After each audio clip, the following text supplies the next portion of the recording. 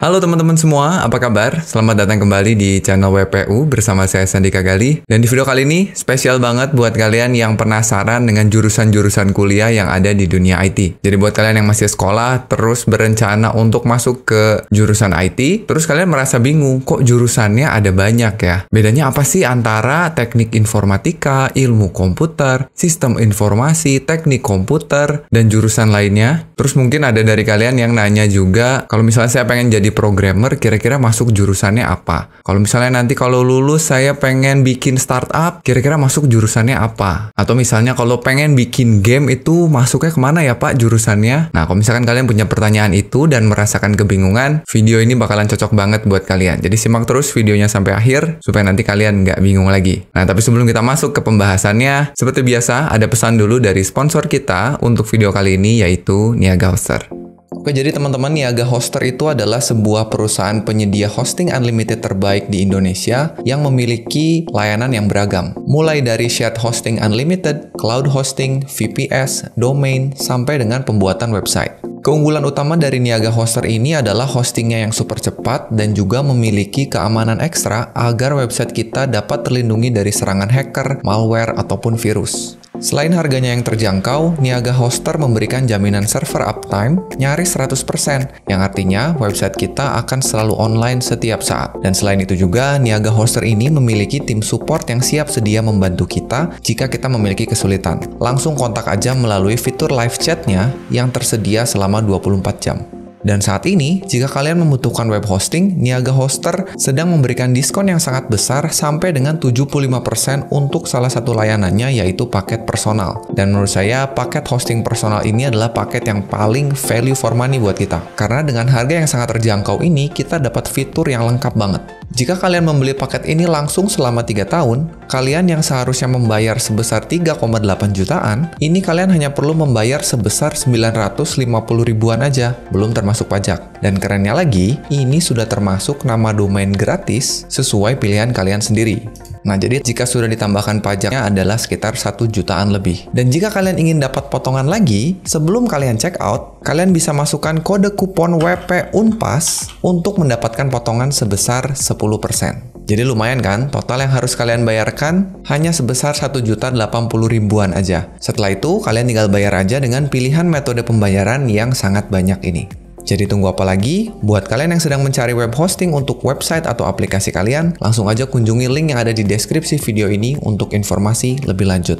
Baik teman-teman, supaya lebih gampang kita membahasnya, kita akan butuh bantuan slide ya, seperti biasa. Dan di awal, sebelum kita masuk ke materinya, ada disclaimer dulu untuk pendahuluan. Ini kita harus sepakati beberapa hal terlebih dahulu teman-teman ya.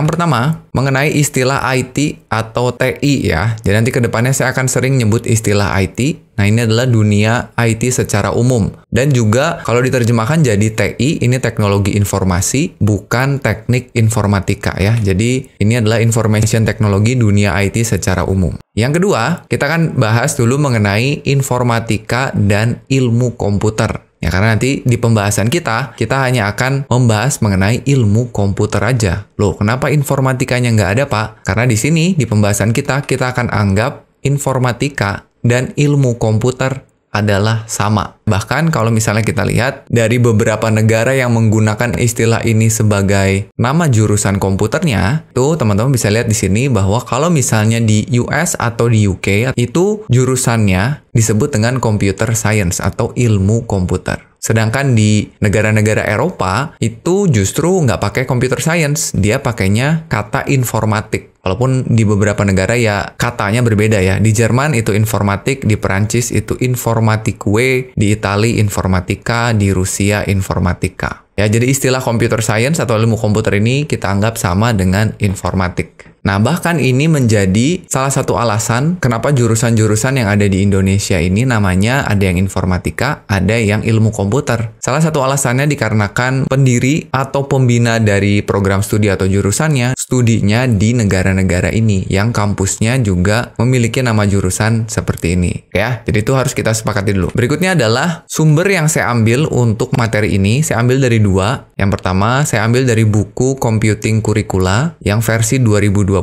di mana di sini ada 3 asosiasi ya, ada ACM, IEEE, sama IEEE Computer Society. Ini sudah membuatkan panduan dari bidang keilmuan computing. Ya, dan ini biasanya dipakai kalau misalnya jurusan-jurusan IT mau bikin kurikulum atau mau menentukan materi-materi apa saja yang akan ada di jurusannya. Dan juga saya pakai dokumen dari Aptikom, Asosiasi Pendidikan Tinggi Informatika dan Komputer, kalau misalnya kita mau mengembangkan kurikulum KKNI, Kerangka Kualifikasi Nasional Indonesia. Ini yang tahun 2019.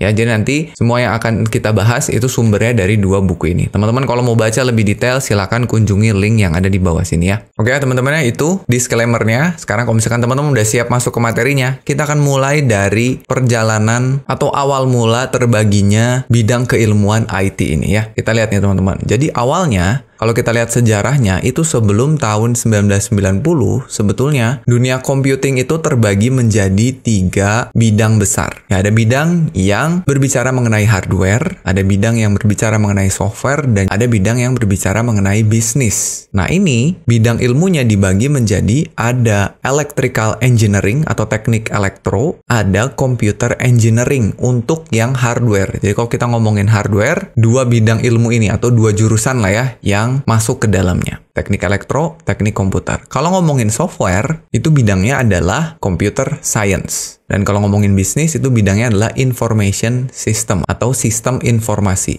Ya, jadi awalnya tuh jurusan computing ya kurang lebih ada 4 lah. Nah, setelah 1990, ini jadi nambah banyak. Jadi dibagi menjadi 3 topik besar, ada hardware, software, dan kebutuhan organisasi. Jadi ada 6 nih, sekarang 6 bidang. Teknik elektro, electrical engineering, teknik komputer, computer engineering, computer science, software engineering, atau rekayasa perangkat lunak, ada information technology, atau teknologi informasi, ada information system, ada sistem informasi. Nah, jadi dibagi lagi menjadi 6, ya, walaupun sebetulnya yang electrical engineering ini adalah murni hardware. Jadi biasanya ini nggak ngikut nih. Jadinya cuma ada 5. Karena teknik komputer itu irisan. Ada hardware-nya, ada software-nya. Ya, teman-teman. Jadi awalnya dibagi jadi hardware, software, dan kebutuhan organisasi. Nah, setelah itu berkembang lagi. Sampai di dokumen yang baru itu nambah dari yang tadinya 5 ya. Nambah 2. Ada DS atau Data Science. Ada CSEC atau Computer Security atau Cyber Security ya. Sisanya masih sama dan di sini udah nggak ada lagi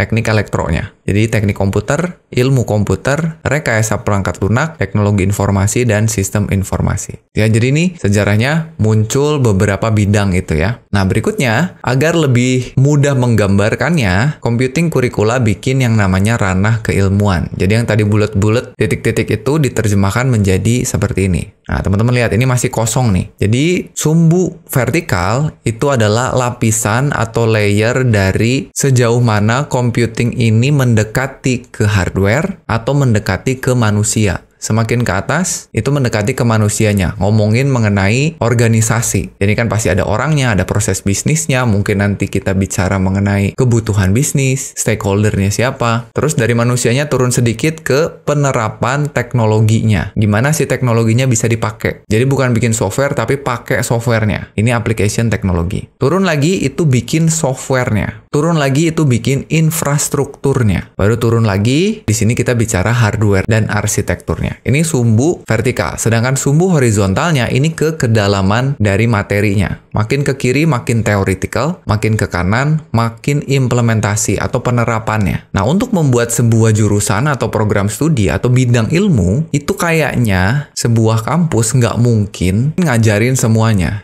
Jadi kalau misalnya semuanya tuh kayak gini, semua diajarin. Waktunya mungkin nggak cukup, resource-nya juga mungkin nggak cukup, terus juga mahasiswanya mungkin nggak akan bisa gitu ya, jadi expert untuk semua bidang ini. Dari teori ke praktek, dari hardware sampai ke organisasi. Jadi ini nggak mungkin. Nah, makanya computing kurikula ini bikin panduannya supaya tiap-tiap bidang ilmu atau jurusan itu punya ranah yang khas gitu, sehingga nggak perlu diajarin semuanya. Kita lihat satu persatu, teman-teman. Yang pertama kita lihat teknik komputer. Nah, jadi teknik komputer itu panduannya seperti ini. Jadi, di dalam jurusan teknik komputer harus fokus ke hardware. Mulai dari teori sampai application-nya. Jadi, perlu menguasai semuanya. Sistem infrastruktur juga harus dikuasai. Dari mulai teori sampai penerapannya. Nah, tapi di software development-nya atau pengembangan perangkat lunaknya ada di tengah-tengah sini. Ini artinya, di teknik komputer nggak perlu belajar detail teori dari pengembangan perangkat lunak, dan juga nggak perlu sampai benar-benar diterapkan. Tapi harus bisa bikinnya.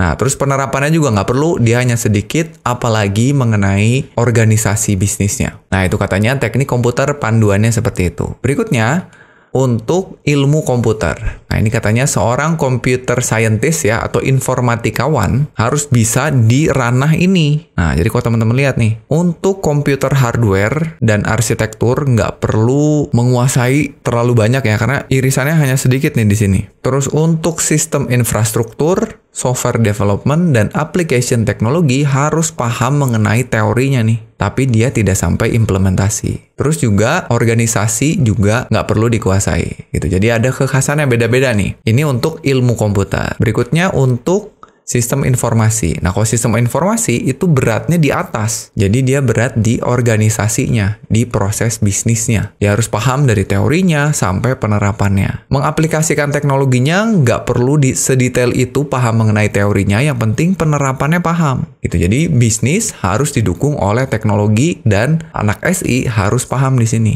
Pengembangan software juga nggak perlu paham teorinya, cukup implementasinya. Infrastruktur juga ini cuma dikit. Bahkan nggak perlu ngerti tentang komputer hardware, gitu ya. Dan berikutnya untuk teknologi informasi. Nah, kalau teknologi informasi ada di sebelah kanan atas. Ranahnya di penerapannya. Jadi ada di sini. Ya, dan yang terakhir untuk RPL ada di tengah sini. Untuk RPL. Jadi dia menguasai software development dari mulai teori sampai penerapannya harus sudah hatam ya. Bahkan di sini organisasi nggak terlalu perlu, komputer hardware juga nggak terlalu perlu. Itu teman-teman ya. Jadi itu panduannya untuk bidang-bidang keilmuannya. Nah, tapi kayaknya jurusan-jurusan yang ada khususnya di Indonesia ini tidak menerapkannya secara kaku, teman-teman. Jadi biasanya ranah-ranah keilmuan ini dipetakan kembali dan disesuaikan dengan program studi atau jurusannya masing-masing. Dilihat mulai dari profil lulusannya seperti apa, visi misi universitas, fakultas, jurusan. Dilihat juga sumber daya yang dimiliki oleh jurusannya. Biasanya nggak terlalu saklek gitu ya. Jadi meskipun jurusannya ilmu komputer, tapi tetap ada mata kuliah yang sifatnya penerapan. Belajar juga mengenai infrastruktur sistem. Nah, jadi yang tadinya panduan, biasanya jurusan-jurusan tadi itu menyesuaikan lagi. Jadi kayak bikin sendiri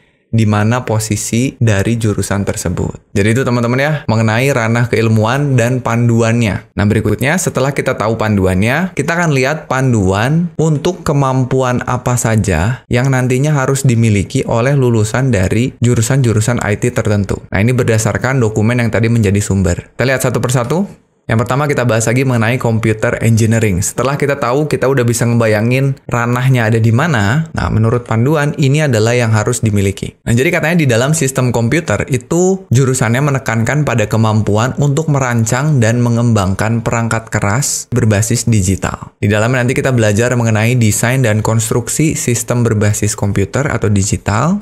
Terus juga ada studi mengenai hardware, software, teknologi komunikasi, dan interaksi antar komponen. Jadi kayaknya cocok banget untuk teman-teman yang senang IoT ya, Internet of Things. Gimana ngegabungin antara sistem terkomputerisasi dengan perangkat-perangkat sehari-hari. Bikin yang smart-smart apa gitu ya. Terus juga fokus pada teori, prinsip, dan praktek terapan ilmu elektronik serta matematik untuk kemudian diimplementasikan dalam bentuk desain komputer atau teknologi lain berbasis digital. Jadi sangat kental di hardware-nya. Nah, ini jurusan-jurusannya itu bisa aja memiliki nama lain ya, selain sistem komputer, bisa juga teknik komputer, rekayasa perangkat keras, komputerisasi digital, ilmu komputer digital, dan rekayasa komputer. Nah, ini masih ada beberapa yang nggak saya cantumin karena terlalu banyak ya, saya cantumin yang poin-poin pertamanya aja. Oke, itu untuk teknik komputer. Berikutnya untuk ilmu komputer. Nah, ini sekali lagi ilmu komputer sama dengan informatika ya. Jadi yang pertama nih, definisinya di dalam jurusan ini menekankan pada kemampuan individu dalam merancang dan mengembangkan ragam algoritma komputasi. Lalu detailnya, di dalamnya kita mempelajari dari yang sangat teoritis dan algoritmik hingga yang bersifat sangat terapan, seperti pengembangan robotika dan sistem cerdas ya. Terus juga fokus pada teori maupun algoritma yang dipergunakan dalam proses perancangan dan implementasi perangkat lunak, perangkat keras serta komponennya, dan sebagai model matematis untuk menyelesaikan permasalahan. Di dalamnya kental dengan ilmu pengetahuan yang terkait dengan logika matematik, komputasi, dan algoritma, yang dalam model terapannya dinyatakan sebagai pengembangan program komputer. Jurusannya memiliki variasi nama teknik informatika, ilmu komputer, ilmu komputasi, ada informatika aja ya, nggak ada tekniknya, ada ilmu informatika atau matematika komputasi. Tapi kayaknya yang matematika komputasi, saya jarang ya lihat ada jurusannya. Berikutnya ada sistem informasi. Nah, kalau sistem informasi, ini ilmunya menekankan pada kemampuan kita dalam merancang, mengembangkan, dan menerapkan sistem informasi organisasi sebagai aset utama organisasi. Dia fokus pada teknik mengintegrasikan solusi teknologi informasi dengan proses bisnis, agar kebutuhan organisasi akan informasi dapat terpenuhi. Jadi mikirin bisnis, gimana caranya bisnisnya supaya berjalan tapi menggunakan solusi teknologi. Terus menekankan pada informasi sebagai sebuah sumber daya penting dalam berproduksi, terutama dalam kaitan kebutuhan korporasi dalam pencapaian visi dan misi. Jadi ini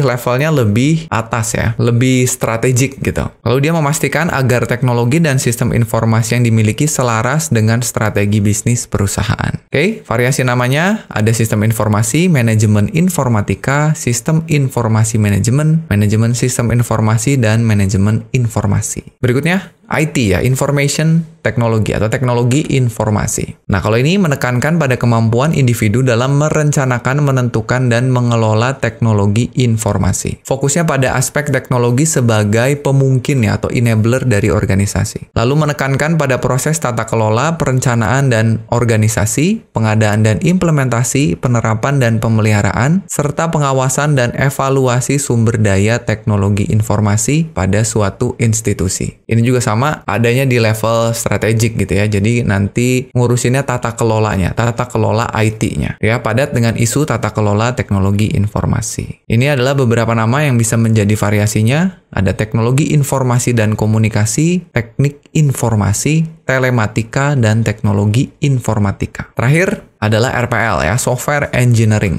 Nah, di sini jurusannya itu menekankan pada kemampuan dalam merancang dan mengembangkan software atau perangkat lunak ya. Jadi dalamnya kita akan belajar untuk mengembangkan dan menerapkan metodologi dari pembuatan perangkat lunak dengan kualitas yang prima. Fokus pada pengembangan model sistematis dan terpercaya yang harus dipergunakan sebagai panduan dalam mengembangkan berbagai jenis perangkat lunak. Lalu mencakup pula pengetahuan mengenai bagaimana membangun sebuah sistem perangkat lunak dan perangkat lunak penunjang. Jadi tooling software ya. Terus juga dibekali ilmu yang terkait dengan seluk-beluk infrastruktur di satu sisinya dan sistem informasi di sisi lainnya. Gitu. Walaupun nggak detail ya, kita harus tahu gimana cara menyimpan aplikasi kita di sebuah infrastruktur dan juga kita harus tahu mengenai sisi bisnisnya. Tapi fokusnya kita di tengahnya di sini, di membuat perangkat lunaknya. Oke, ini adalah beberapa variasi namanya, rekayasa perangkat lunak, rekayasa software, programming, dan pengembangan software. Oke, itu jadi penjelasan mengenai masing-masing jurusan itu kira-kira di dalamnya akan belajar apa. Tapi sekali lagi ini merupakan panduan yang diberikan. Ya, biasanya setiap kampus atau setiap jurusan itu melakukan ya istilahnya modifikasi gitu dari panduan yang sudah diberikan. Disesuaikan dengan keadaan di kampusnya masing-masing. Nah, sekarang kita lihat faktanya di lapangan seperti apa. Kita lihat contoh beberapa jurusan yang ada di Indonesia, ya, beberapa kampus yang ada jurusan IT-nya, menggunakan nama apa, dan memiliki jurusan yang spesifik atau yang umum gitu ya. Kita ambil contoh yang pertama di ITB ya, Institut Teknologi Bandung. Di ITB, itu informatikanya ada di dalam fakultas yang namanya STI ya, Sekolah Tinggi Elektro dan Informatika. Yang di dalamnya ada banyak jurusan, tapi jurusan informatikanya ada 2 ya. Jadi yang pertama ada teknik informatika, yang kedua ada sistem dan teknologi informasi. Yang harusnya dari penjelasan sebelumnya teman-teman udah bisa ngebayangin di teknik informatika itu kelihatannya fokusnya di komputasinya, sedangkan di sistem dan teknologi informasi itu pasti di dalamnya ada sisi tata kelola dan juga bisnisnya. Karena ini digabung ya, sistem informasi, dan Teknologi Informasi. Jadi STI, Sistem dan Teknologi Informasi. Berikutnya kalau kita lihat di UI ya, di Universitas Indonesia. Nah, kalau di UI, ini nama jurusannya bukan informatika, tapi dia ambil ilmu komputer dan berada di bawah Fakultas Ilmu Komputer. Jadi fakultasnya fakultas sendiri ya. Kalau tadi kan fakultas teknik, ini Fakultas Ilmu Komputer. Jurusannya ada dua, ada ilmu komputer, ada sistem informasi. Jadi sama, dia memisahkan juga antara komputasinya dan sisi bisnisnya. Karena dia di bawah Fakultas Ilmu Komputer, rasanya ini lulusannya juga gelarnya Eskom, sedangkan di ITB tadi gelarnya ST ya, Sarjana Teknik. Kita lihat lagi di Telkom. Nah, kalau di Telkom University ini jurusannya cukup banyak dan sudah cukup spesifik. Jadi, kalau teman-teman lihat, ini saya nggak tulisin semua jurusannya, hanya yang ada di bidang IT aja. Di Fakultas Teknik Elektro ada jurusan Teknik Komputer. Ya, karena mungkin kita lihat tadi dia bidangnya hardware ya, beratnya di hardware. Ada Fakultas Informatika. Nah, ini yang komputasinya.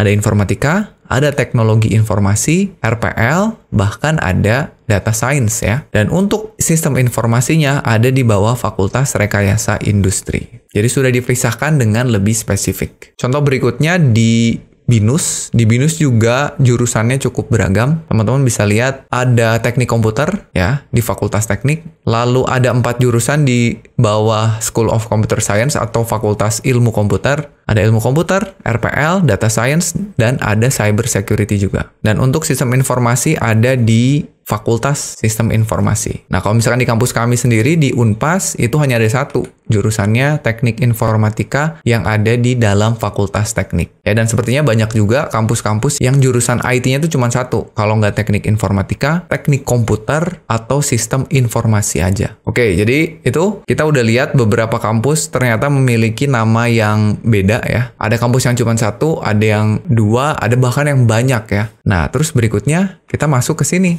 ke kesimpulan. Jadi setelah penjelasan yang tadi, terus kita pilih jurusan yang mana dong? Karena ternyata semakin banyak pilihannya malah semakin bingung pilih jurusan yang mana. Nah, kita lihat ya teman-teman ya. Pertama nih, pada saat kita mau pilih jurusan IT, kita pelajari dulu panduan yang tadi ya. Pelajari bahwa tiap-tiap bidang keilmuan atau ranah keilmuan tuh kira-kira bakalan belajar apa. Oh, tahu dulu kalau computer science atau informatika ranahnya di sini, kalau sistem informasi ranahnya di sini, dan seterusnya. Nah, setelah minimal tahu kira-kiranya, berikutnya tanya ke diri sendiri, kira-kira kita minatnya di bidang apa? Senangnya apa? Apakah bikin software? Apakah saya pengen jadi pimpinan di perusahaan IT yang mengelola banyak orang misalnya? Atau saya pengen bikin startup? Nah, kalau sudah punya minatnya, udah tahu minatnya, tinggal dipilih prodi yang spesifik. Kalau udah yakin, ya misalnya saya pengen ya jadi seorang data scientist, ya udah pilih jurusan yang langsung data science. Saya pengen jadi pengembang perangkat lunak, ya udah cari jurusan software engineering. Nah, tapi kayaknya nggak semua mahasiswa yang mau masuk kampus itu udah tahu minatnya apa. Nah, kalau gitu nggak usah khawatir, kalian bisa pilih jurusan yang umum dulu aja. Misalnya pisahkan antara ilmu komputer atau informatika, pisahkan dengan sistem informasi, pisahkan dengan teknik komputer. Setelah itu baru lihat kampusnya, karena nama jurusan atau prodi itu nggak selalu kaku sesuai bidangnya. Seperti yang saya bilang tadi, banyak pertimbangan ketika sebuah jurusan itu akan membuat kurikulum.